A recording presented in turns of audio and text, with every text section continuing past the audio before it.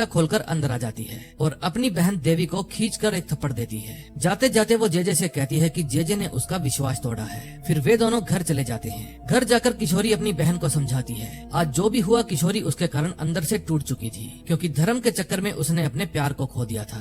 फिर किशोरी को करसन की कही हुई एक एक बात याद आने लगती है। अब उसे समझ में आता है कि जो करसन का हक था वो तो उसने जेजे को दे दिया। अगले सीन में हम देखते हैं करसन के मामा करसन पर चिल्ला रहे थे क्योंकि उसने किशोरी से सगाई तोड़ दी थी। वे उसे बहुत समझाते हैं कि किशोरी के परिवार की नाक कट जाएगी, इसलिए वो किशोरी से विवाह कर ले। लेकिन करसन का निर्णय अडिग था। वो साफ साफ मना कर देता है कि वो किशोरी से विवाह नहीं करेगा। उसके बाद भाभू करसन को घर से निकाल देती है। फिर करसन पूरी रात प्रेस के बाहर गुजारता है। अगली सुबह सेठ गोकुल दास और सोहराब जी करसन से मिलने के लिए जाते हैं। ये दोनों हमेशा करसन दास के लेख पढ़ा करते थे और उनसे प्रभावित भी हुआ करते थे। फिर जब करसन उन्हें सारी बात बताता है तो वे दोनों एक दूसरे का मुंह देखकर हंसने लगते हैं। अगले सीन में हम जेजे को अपनी पत्नी के साथ देखते हैं। वे दोनों ही करसन दास के ऊपर चर्चा कर रहे थे। तभी उनका सेवक वहाँ आता है और जेजे को बताता है कि श्याम जी और उनकी बहन लीलावती दोनों आपसे मिलने आए हैं। लीलावती वही स्त्री है जिसके साथ जेजे ने चरण सेवा की थी। फिर श्याम जी जेजे के चरणों में गिरकर रोने लगता है और जेजे से कहता है कि वो उसकी बहन की इज्जत बचा ले,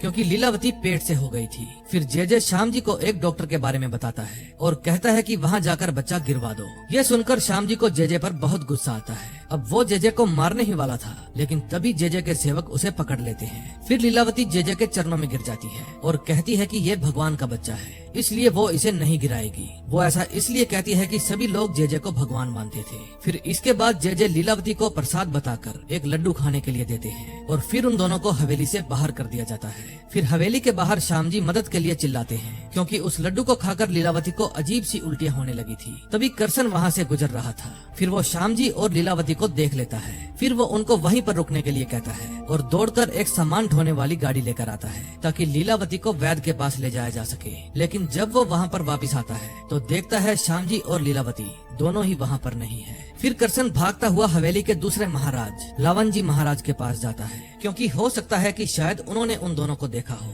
फिर करसन महाराज से हवेली के बाहर बैठे दो लोगों के बारे में पूछता है, लेकिन वो जवाब देते हैं कि ना जाने ऐसे कितने ही लोगों को ये हवेली निगल चुकी है। फिर करसन दास उनसे सवाल करने लगता है कि वे और हवेली के अन्य महाराज उनके खिलाफ आवाज क्यों नहीं उठाते। लेकिन लावन जी महाराज अपना सिर नीचे कर लेते हैं, क्योंकि हवेली की सारी संपत्ति जेजे की प्रतिभा से ही आई है, इसीलिए वे सभी जेजे के खिलाफ नहीं जा सकते थे। फिर लावन जी महाराज की बातें सुनकर करसन दास उदास हो जाता है और वहाँ से चला जाता है। अगली सुबह करसन दास नारोजी भाई के पास जाता है और उनको सारी बात बताता है। वो उनसे कहता है कि हवेली में जो कुछ भी हो रहा है वो सभी लोगों के सामने लाना जरूरी है, लेकिन नरोजी भाई उसे समझा